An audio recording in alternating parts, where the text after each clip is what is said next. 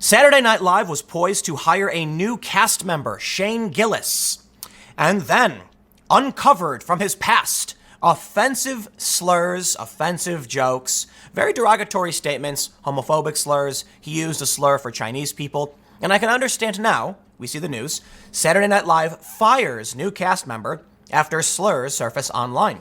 Now, there is a lot to talk about here. The first thing I will say, we'll read this and see what he said. I have absolutely no problem whatsoever with the dude being fired. Why? Saturday Night Live is a private entity that hosts around a dozen or so comedians. It is not open to the public. It is not a public forum. The president has been on the show a couple times, but he doesn't use it regularly for communication. And you don't need to personally go on Saturday Night Live to engage in politics. You see the big difference between tech platforms censoring people and Saturday Night Live saying, we don't like your comedy. I don't care who Saturday Night Live hires or fires. That's their business as a private company. The left then says, but Twitter is a private company. Twitter is a monopoly on the political discourse in this country. People don't use Facebook for the same thing, and they barely use YouTube. Well, they don't use YouTube for the same thing necessarily. Twitter is direct conversation and engagement that often cycles up into a greater news cycle. YouTube is where people make video, and there is political commentary, but it's very different.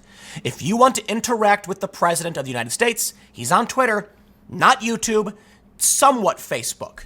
But the president tweets. You see the difference? Everybody uses Twitter. Twitter has become too big. They've gotten to the point now where we need to protect speech. Saturday Night Live has only ever had a small cast. You get it?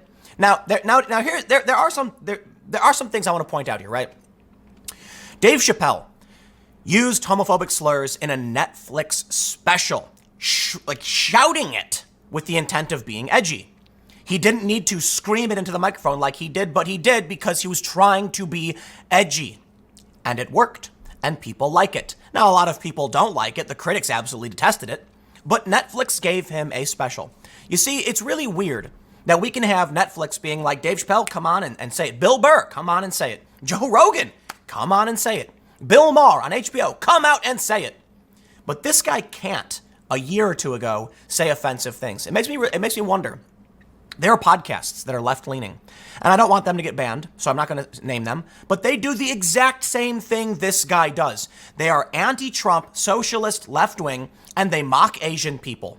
It's funny because, Harvard has this whole, lawsuit thing going on where they discriminate against Asian people, and the left is okay with it.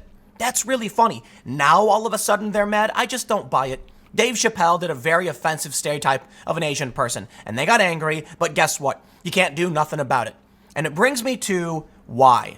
Now, I'm going to highlight this, but I know we should go through the story and see what he said, because what this guy said is different from what Dave Chappelle said. I get it. But I tweeted, Netflix special with Dave Chappelle. Use homophobic slurs and does an offensive impersonation of a Chinese person. New cast member for SNL. Same thing, gets fired. I then said, I'm going to host a Family Guy special showing at a nearby theater. I will pull clips of every racist joke they've ever done, and we will discuss it. Let's see if Antifa and the woke brigade comes to shut down a theater event where we watch Family Guy, with the expressed intent of discussing why the jokes are racist and whether or not this would, function. Not to critique or celebrate, to analyze academically. Let's see if they come to shut down a ton of people coming down to watch episodes of Family Guy. I'd like to see that. Well, here's what happened. Random Thought said, Eddie Murphy did very homophobic jokes in his stand-up specials, but he's still slated to host SNL. Why is it okay for one but not the other? I don't even dislike Eddie. And Justin, long Twitter, said, ultimately, it's because Eddie is already famous. Was a former SNL cast member and probably most important, knows all their dirty secrets, regardless of the dirty secrets thing. The point is, I think it was the South Park guys who said, we're grandfathered in. So let me wrap this up. Why is Dave Chappelle allowed to scream the F word into the microphone twice? And he screamed it. Instead of just saying it to make a point, he yelled it as loud as he could. Okay, you want to talk about being edgy? It's one thing to tell a joke and say the word. It's another thing for him to look at the audience like he knows what he's going to do and then yells it. And that's what he did. And then he pauses, everyone laughs and everything. Now listen, what this guy Shane Gillis said was intentionally edgy, provocative, and used slurs. I get it. But there's a very important point. The first point I want to make. Why is it that people who are already famous are allowed to be offensive? Granted, I get, Kevin Hart. It's not everybody. And you had, I forgot the other guy's name. The guy who did Guardians of the Galaxy, whatever his name is. I can picture his face, but I can't remember his name. Whatever, I don't care anyway. Sometimes famous people get called out for past bad behavior, and then it becomes a big issue. But Family Guy and South Park are still on the air. And they have a history of overt, offensive behavior. Swearing, cussing, racial slurs. Right? I mean, look, come on, man. There's a character on South Park who has a restaurant called City Walk. And he pronounces it with an SH instead of the S sound.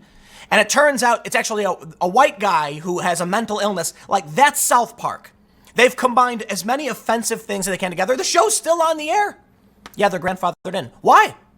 I just watched Family Guy last night. And Peter went to Israel.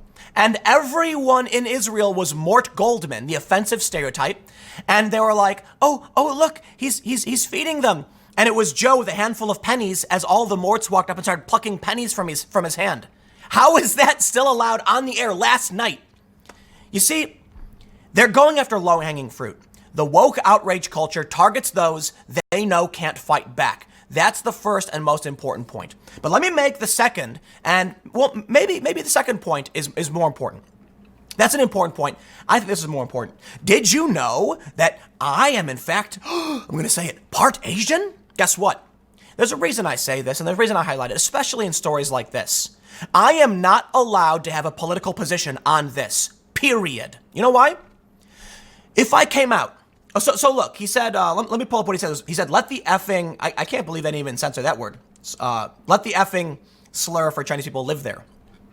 Okay, if I say, I am offended by that, how dare he use that word? I know I'm not Chinese, right? But I am of East Asian descent, to an extent. They will say, I'm here for you, Tim. These people should learn their lessons. They will support me. I use support in air quotes because they're actually supporting themselves, but trying to use me if I was actually offended. But then something magical happens. The great white savior, that is the dude, what's his name, Seth Simons or whatever, the great white man who tells me what I should or shouldn't be offended by, comes out and says they shouldn't be allowed to say this. Now, what do you think happens if I say, dude, I don't care. You can call me a slur for Korean people. I can't say it, this is YouTube. But my friends used to call each other, well, it was one guy who would call everybody by a racial slur, and no one cared. Because we knew it was meant to be more endearing and funny, and it actually took the power away. We knew our friend wasn't trying to be mean. He was trying to, I don't know, It was like when somebody in Australia uses the C word, right? It was more of a term of endearment that was meant to it's hard to explain, but when your good friend is joking and laughing and he calls you that, but he calls himself a slur and he calls other people, you know he's stripping that of the power needed to actually hurt us. He's stripping, it was intended to be like, we're all in this together, sort of. It was like, I'm shockingly offensive, but in such a way that it's offensive to me and everybody else. I don't care. I don't care if this guy comes out and says that word and talks about these people. But here's the thing. I get it. I'm not Chinese. That is a fair point because there is a big difference. Okay, but the point is, as somebody who is part Asian, I encounter two things. If I agree with them, they pat me on the back and will use me to no end. And if I disagree with them, they say, well, Tim, you're passing. You're not. And you see why I bring this up. I don't bring it up as often as people claim I do, but it is a meme. I think the bigger meme is you need a copy editor because I read articles so often that are poorly written. That's a different thing. The point is, I exist in a nebulous state where I'm not allowed to be offended or I'm not allowed to not be offended. I am not allowed to tell this white dude who got all angry at Shane Gillis to shut up. I'm not allowed. Now, it is a fair point. Again, I'm not Chinese. I get it. But he did an offensive impersonation of Asian people in general. Nope, not allowed to be offended. Because, Tim, you just don't understand, they say. I was doing an interview with a group of activists, one of which was Korean, and I was explaining my experiences with racism, and she immediately told me I wasn't Asian enough to understand and that I should stop talking and all this other offensive stuff. It's like, dude, what do you want from me? That's the thing. I said before that I said Asians are Schrodinger's people of color because they both simultaneously, they exist in a superposition of both, discriminated people of color, but actually people of privilege based on stats and how people respond. And then someone said, no, it's more like Heisenberg's uncertainty people of color.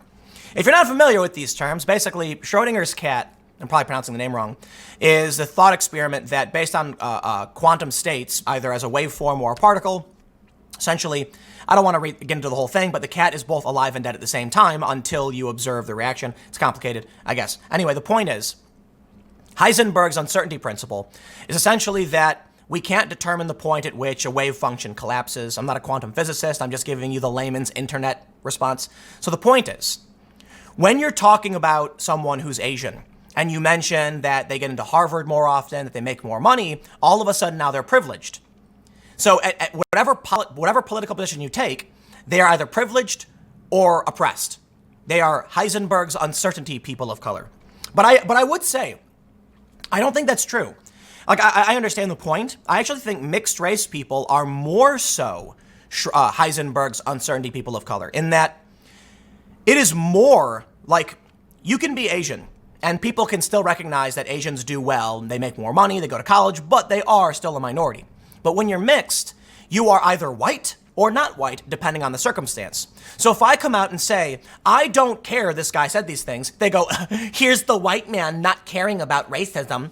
And then if I come out and say, I'm offended, they'll say, oh, you poor Asian man. You see how they play the game?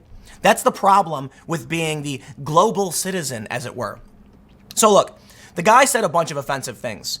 I think the censoring you see is actually an extension I use because of YouTube, right?